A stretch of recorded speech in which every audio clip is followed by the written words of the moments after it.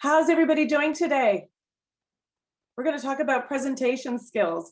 As we're waiting for everybody to log on, what I'm going to ask you is to just pop into the chat. You tell me what you think makes a great presentation. All right? You could put a word in, a couple of words. What makes a great presentation? Let's start there. Sorry, Liz, we're a little bit late moving over, but we are here. We should be all here for you now. Sure, that's okay. If you're listening right now, hop on and tell me confidence in speaking. Yeah, a smile, interactive, involvement with the audience. Oh, charts. Yeah, vocal projection. Enthusiasm and engagement when speaking to the audience. Enthusiasm. All right. Hand gestures. That's a good one, William. Enthusiasm when speaking about the topic. Eye contact. Yeah, I mean, these are all great. And, when it comes to enthusiasm, that's something that you really have to bring to your presentation because it's yours. And in theory, you want to be excited about it, right? So we'll talk about how to get yourself excited about it. Eye contact. Yeah. Now, obviously, we're in this situation where we're doing a lot of our presentations virtually, but of course, we hope to be able to do them in the room with people in the not too distant future. So, and a lot of the things you want to keep in mind around presenting they overlap.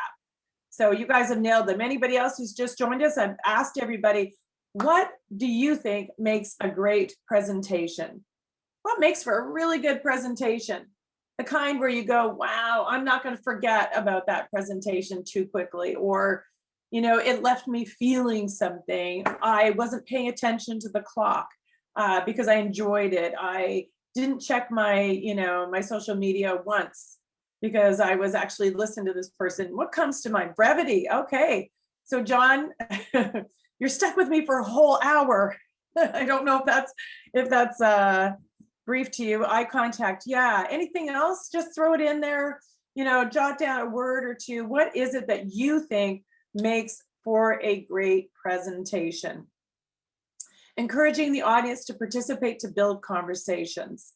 Yeah. I mean, we don't always have the opportunity to engage the audience. Like for example, today we're only going to be together for an hour and we've already, used up 3.5 minutes, right? As people join us. So that's reduced our time and there's a certain amount of information I want to make sure you hear about. So we can't do as much of the fun stuff, the breakouts, the kind of things as you might want to. So we don't always have a chance to engage the audience, which is why we need to make sure our presentation, even if we don't get the audience to do the work, because sometimes we like to turn the spotlight off ourselves onto the audience, it's sort of like, whew, I'm going to let them do the work and be entertained by themselves for a while. We don't always get a chance to do that. So that means we have to be prepared to be, delivering the whole thing without the audience interacting. Eye-catching slides. Yeah, eye-catching slides for sure. And time effective, not taking too long. What's too long? We've all sat through 3-hour movies and we've sat through that we felt were, we wanted it to keep going. Depending what it is, the Star Wars franchise or whatever those 2.5-hour movies are. And then sometimes there's a movie that you're looking at your watch thinking, oh my God, has this been going on for 3 hours? And it hasn't. So, the content, I would argue a little bit that the content and what you're putting into your presentation can affect, whether it feels too long or not. And personality and engagement while presenting. Sure. Yeah, absolutely. 100%. So right now, I would like to welcome everybody. Amanda, are we good to go? We've got... We should be, yeah. So they should all be over. We were already together for 20 minutes, so they were just flipping into this room from our other room. So you were doing something for 20 minutes. You haven't even had a chance to take a break and... No, we just kind of engaged them and said that you were coming and a little bit of who you were and just... I had a 20-minute introduction. Yeah, wow. You are important, Liz, in case you didn't realize That's a good introduction. I wish I was there for that. Yes, we just were prepping them. We went into our Okay. regular classroom and then we shot them over here. So it's not a matter of them being late to you. It's a matter of No, no, go no. from one to the other. Am I good to sort of get But you started? should be good to go. Yeah, they were all, you've got Okay. 66 and that's about what we had in the other room. So I think you're good to go. Okay, fantastic. Because I'm excited and I want to get started. Like I said, we don't have a lot of time together, so I don't want to waste, I want to get as much in as possible because you all have presentations coming up. You've been doing your updates, but you have a big presentation coming up. And I know that presenting can be really nerve-wracking for a lot of people. So what I'm hoping is that today you'll take away a couple of tools that you feel help provide you with the ammunition you need to step into that final presentation and absolutely, kill it. So what we're going to cover today is the 3 C's to presenting. Tell me, what do you think one of those C's could be? In the chat, what could one of those C's be? We'll see if we can get all 3 C's. Content. Yeah, that's one of them. What are the other 2 C's? Communicate. It's a good one. No. Clarity. No. Good. Concise. No. Come on, everybody. You have 60 people. Confidence. Yes. Confidence. Yes, that's the other one. So what's the third one? So we've got content, confidence, and connection. Bravo, Kim. Outstanding. Well done, you guys. That didn't take long at all. So those are the 3 C's that we're going to be talking about today. And if you take a look at this, you'll see the first one is content. And it's at the top of our pyramid. Now, typically, this is the thing we spend a lot of time on. It's all capitulation, all that stuff. It's the stuff that we want to stuff in our presentation. It's the data, it's the charts, it's the facts and the figures, it's all of our research. It's the thing that's going to show people how much work we've done, or maybe how smart we are, or how confident we are with our material. So we call this the stuff. And it sits at the top and we spend a whole lot of time on it. I'm going to tell you that we're not really going to talk about that today because you know your stuff. That I'm not worried about. You've got all the stuff. You've got too much stuff some of the times. So we're going to put the stuff aside. And we're going to talk about the other 2 C's. Connection, as was pointed out, and confidence. Those are the 3 C's. Content, connection, and confidence. And the connection and the confidence is actually how you take your stuff and how you deliver it. How you package it up. Do you put nice wrapping paper around it? Do you put it in a basket with a bow? Do you serve it on a plate with rose petals? How do you deliver your stuff? Because how you deliver your stuff affects the quality of your presentation. So I hope that makes sense to everybody. What I do want to point out is there's only 3 things you need to remember when you're preparing your presentation. Have you covered off your content, connection, how you connect with your audience, and confidence? Are you delivering with confidence? So those are the 3 C's, nothing else. I want to make your life easy. So speaking of easy, let's talk about how you connect with your audience. The number 1 way you can connect with your audience is by making this really, really easy for them to digest. Make it easy for them to listen to your presentation. So a lot of times we think about when we're creating our presentation, we think about it's for us. It's all my stuff. It's me doing the presenting. It's all about me. In actuality, your presentation is all about your audience. It's about making this fit for them. So you know who your audience is for your final presentations. We're not going to get into that, but typically you want to make sure you know who you're talking to. So what you want to ask yourself is, at the end of the day, did I make this easy for my audience? And that is a great barometer for when you're creating your presentation. You can ask yourself that all through the process. When you're debating, should I put this Am I making it easier for them, or am I making it harder for them? So the first thing you want to do is when you think about making it easy, it's, well, how am I structuring my presentation, right? How am I, when you take a high level view, what does this thing look like? And that's, so what you want to do is you want to make sure you tell them what you're going to tell them. That's your core idea. Then you tell them. And then you end by telling them what you told them. Because you want to keep it easy for your audience. You can't expect your audience to remember what you said at the beginning of your presentation. So you're going to tell them again at the end what it is you told them in your presentation. So really, I feel, this may sound repetitive, and presentations are repetitive in many ways, because you know this content so well. That thing, the stuff, the stuff. Your audience doesn't know the stuff. If you think they know the stuff, that's fine, but you have to assume they don't know the stuff. And even if they know the stuff, they don't know it as well as you. So you want to err on the side of caution, right? So making it easy for your audience. And I'm going to talk a little bit more about making it easy for your audience, okay? So we're going to talk about your core idea. I find that we can spend hours preparing our presentations. But if we haven't figured out the core idea first, the presentation can be all over the place. You don't know what goes in, what doesn't go in, what's too much. But if you have your core idea really, really ironed out, then the rest comes so easily. And I'll tell you, coming up with the core idea is easily the hardest part of preparing a presentation. It can take a lot of time to hammer it out, work, rework. It really forces you as the presenter to make it crystal clear what it is your presentation is about.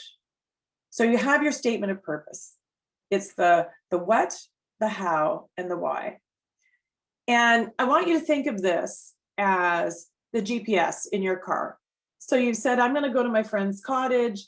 I know the lake that the cottage is on. I'm good, I can get there.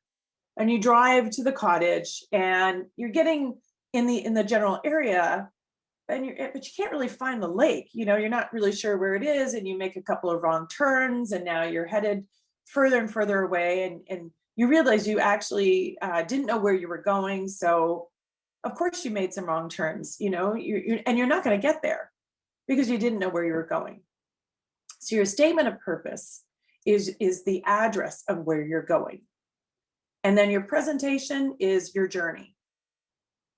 That allows you to arrive exactly where you need to be. So let's talk about the what. What is the what in your statement of purpose? As we go back here, it's the what, the how, and the why. The what, the how, and the why. The what, the how, and the why. So what is the what? Well, the what is really, it's just the main idea of what you want to talk about. It's not, you haven't added opinion to it, really, like you haven't added your spin. You're not getting into big ideas here. It's just really, really, really simple. What is it that you are coming to talk about? And I want you to think right now about your own presentations that are going to be coming up. And, what is your what? What is your what? What would that be? It can be a concept or a situation. Usually we use nouns in the what. And for the sake of this presentation, we're going to say the what is the benefits of automated cars. The benefits of automated cars. So that's my what. So you're going to think about what your what is, right?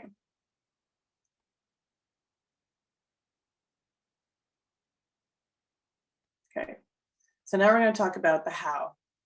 So this is how we're going to talk about the what. Like, what is the point?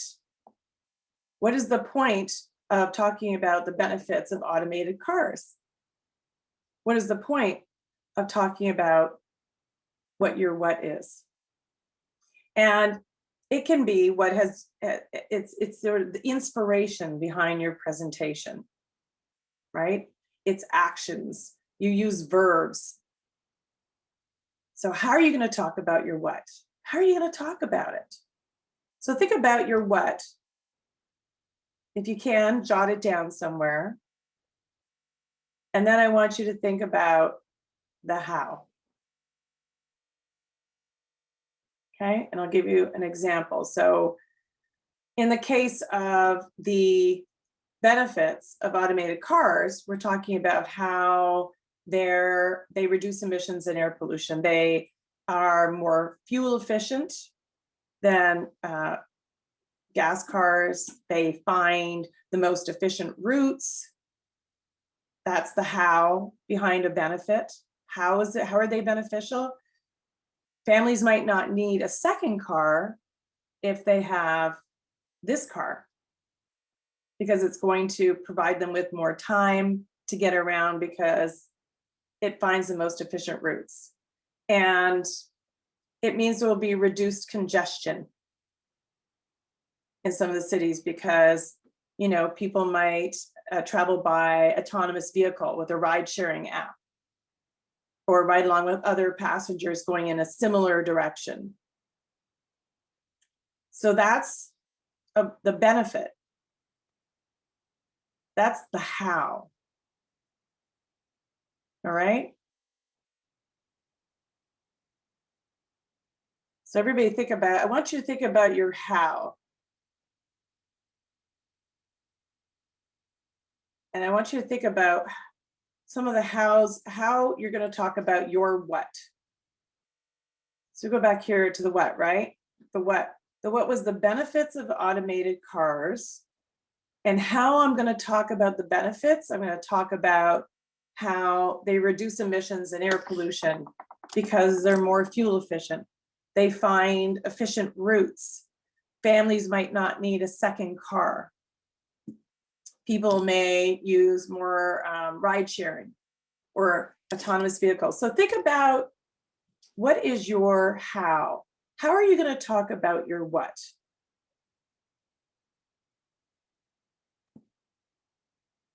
It's a great chance to sort of jot down some ideas right now and just see if you can figure out the how and the what. And then we're going to move along to the why.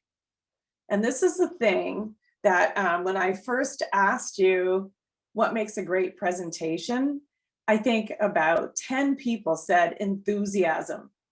And the why is where the enthusiasm lives. This is what has you excited, and this is why it matters. It's the passion behind the how and the what. It's really what will happen if the what and the how are not taken seriously. So when I worked in the newsroom and we had to cover stories for the city of Toronto, you can imagine a city this big. There are, hundreds of stories that could take place every day. And there's people who call the newsroom saying, please cover this story and cover that story. But you've got a dozen reporters. So obviously you can't cover them all. And the news director would always say in our morning news meeting, when we would pitch the stories we wanted to cover, the question was, well, why do we need to cover this story today? If the viewer is watching the newscast tonight, will they understand why this news story is on tonight? Why does it have to happen now? And I thought that was really a terrific way to put into perspective, because at the end of the day, you have to distill this down to why does this matter? And if you can't come up with the why, then you really need to think about your statement of purpose. You want to rethink it, because the why is the urgency, it's the importance, it's directed at your audience as well as yourself. This is where your audience would sit up and pay attention to what you have to talk about. It can't be because I've got all this stuff. So I'm just gonna give you my stuff, right? I'm gonna give you this, I'm gonna talk about some automated cars. I'm gonna talk about automated cars because I think they're really cool. I think they're really cool and they're the way of the future, right? That's not a statement of purpose. The statement of purpose is providing the why, the context, the why it matters. And if it matters to you, you will deliver your presentation with the enthusiasm that you need to, because the enthusiasm comes from real passion. And you've all been working on your own projects, and you've brought passion to all the work you've done so far. So now you're going to distill it into a few sentences that you're going to deliver to your audience, and you're going to make it easy for them, because you're going to tell them clearly what it is your presentation is about. And that is how your audience is going to be connected to you as a presenter, because they're going to understand what it is you want to talk about. So the why in this case is, it's for a better future for our children. It's not enough to say we need to reduce emissions and air pollution. That's not enough. You need, why? Why do we need to do that? So for the purpose of this presentation, it's because then we can manage our environmental impact and we can ensure a better future for our children. And this is really, you know, your presentation, your introduction, the start of your presentation, you can add a lot more color to it, a lot more, whatever personality you want to bring to it. This is sort of the bare bones of the statement of purpose, right? The bare bones of it. This is what I chose to do. And I might also choose to tell you before my statement of purpose, I might paint the picture of a future where we have massive, twice as much air pollution and twice as much issues with the environment. And I might start by painting that picture before I launch into my statement of purpose. And then at the end of this, I'll explain, that this is all about creating a better future, a future that doesn't end up like the one I've just described. So that's a creative choice. But what I want you to do right now, I want you to think about, this is the testing framework for the statement of purpose. So this is understanding whether what you've written works or not. So, and you don't have to use these exact words when you give your presentation, in your final, work, but this is what you want to ask yourself as you're creating your statement of purpose, your core idea. Today, I'm going to talk to you about what? I will show you, and then you put the how in, because why? So I'm going to give you a couple of minutes right now, and I want you to write your own statement of purpose for your presentation. Give it a shot as best as you can. So and you can talk through it, right? Today I'm going to talk to you about what? I'm going to show you how, because, why. So take a couple of minutes and do that. Let me know in the chat when you feel like you have something, or if you have any questions. I'll do my best to answer them. You can throw that in the chat also.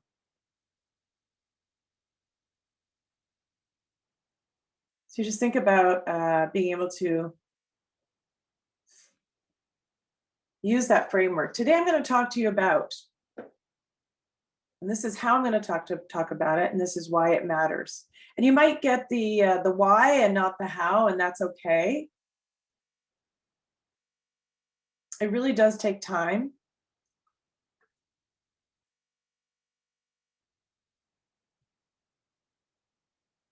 But once you have it, oh my goodness, it's fantastic. Fantastic.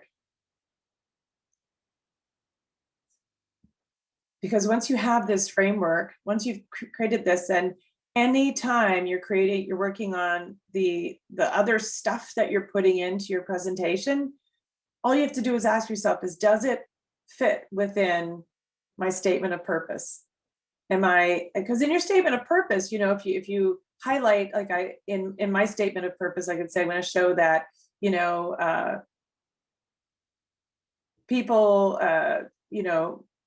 less people will be driving their cars because they'll use ride share, that people get to where they're going faster. I can list all those things in my statement of purpose. I can make it bigger and embellish, and then I know, I've told my audience what we're going to be talking about.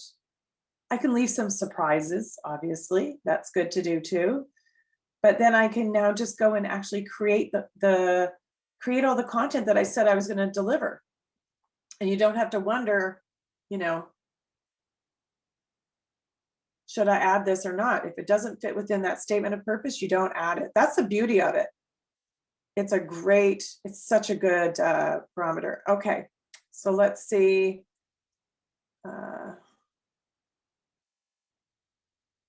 Oh, good job. I'm just going to read the chat here. Talking about the ozone, I'll show you why it's important to the function in any workplace. Yes, I can put the statement. Okay, so Rohan, I think you've got to think it through a little bit further. The how and the why, Rohan. What about the why? Why does it matter? Right?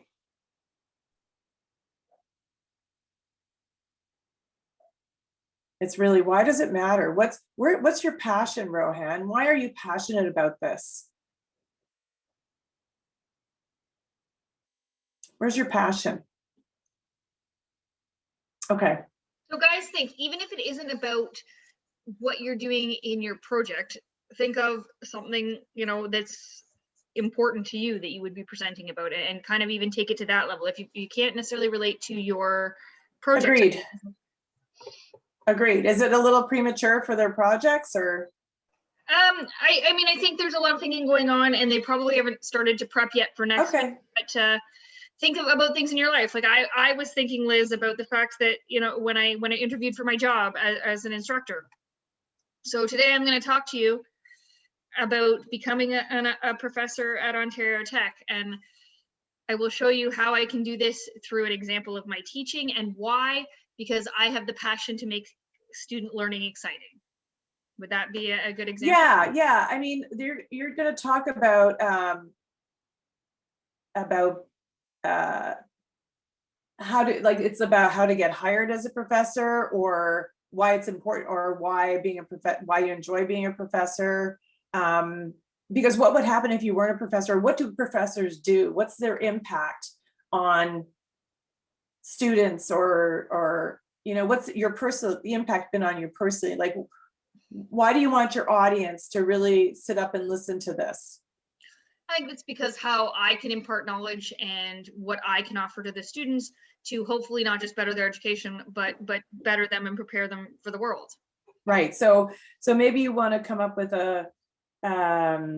something like something more specific around what professors specifically do to change the trajectory of a student or a person, a young person, or what would happen if we didn't have professors? What would the world look like? Because without them, sometimes you could also say because without it, and sort of paint that picture. But that's a great one. That's a great one. So it's really just, keep in mind the framework. I'm going to talk to you about what, I'll show you how, and because why. And I guarantee you, if you can get that done when you need to do it, it is your GPS. It will take you to your destination, and it will be an easy ride. Otherwise, creating presentations can be very painful when you're just not clear on your core idea. So we're gonna continue right now about how we make things easy for our audience, because remember, we want to connect with our audience.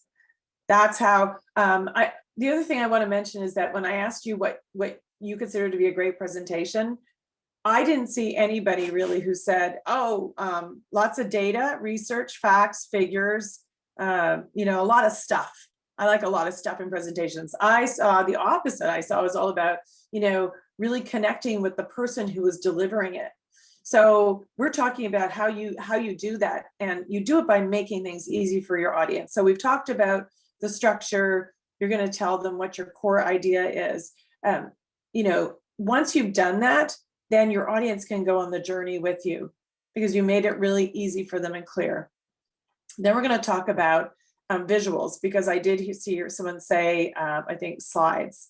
And you know what, we more now more than ever in the virtual world, we really use our slides. We use our slides, and we hope that our heads are going to be the size of a postage stamp in the corner and nobody will really see us. People do see you. People see you. Be sure of that. Some people have really big monitors, and you are very big on that. So you don't always have to use slides. The other thing is, when you're during a presentation, you don't always have to have the slides up. If I'm talking about something that I don't need a slide for, then I'm not going to share. Why am I sharing? I want you to be able to connect with me. And the best way to do that is for us to be closer, not when I'm sharing the screen with my slide. So I would invite you to really think long and hard about when you need slides up and when you need to share them. But here we go. This is sort of an example of, a not uncommon look at slides. And, it says, oh man, do I know my stuff? Look at all the stuff on my slide. Do you see all my diagrams and all the facts and the figures? I've got a lot of numbers here. And you know what? That's because I did a lot of work on this. I did a lot of work, and I want you to see how much work I've done. And so I put it all on my slide. And the problem is, you can't read the slide. You can't read that slide no matter how big your screen is or how close you are to the front of a room and that there's a big screen. You can't read it. Not only can you not read it, you don't want to read it. I don't want to read that slide. Who wants to read that slide? Does that slide say, this is going to be fun and interesting? No, right? It's a pretty tough one. So instead of worrying about using slides to sort of throw the kitchen sink on there and show the work that we've accomplished, let's use them to help enhance what we're saying and help get our message across. So for example, I was watching a TED Talks that Bill Gates gave, and Bill Gates doesn't have anything to prove. So he doesn't worry about overcomplicating his slides. He talked about teachers and teachers being underappreciated. So this was his slide. All you have is, a couple of colors. You've got the numbers are big, very simple, not a lot of text. So you sit and you can see that quite easily. And he's also not going to read it word for word. So he's not going to sit there and repeat everything necessarily that's on the slide. And that's really important that you use it to support your ideas. So here's a fun example of what you can do is using photos, fun photos to support your presentation. Photos of things that are relevant to what you're talking about. And also they're fun to watch. They're fun to look at. Right? We're a very visual society now more than ever. People are constantly looking at being energized by video and photos. I mean, so the stakes are high. We can't put in boring slides unless you want to put your audience to sleep. So think about what you can do that is just a creative way to support what you're talking about.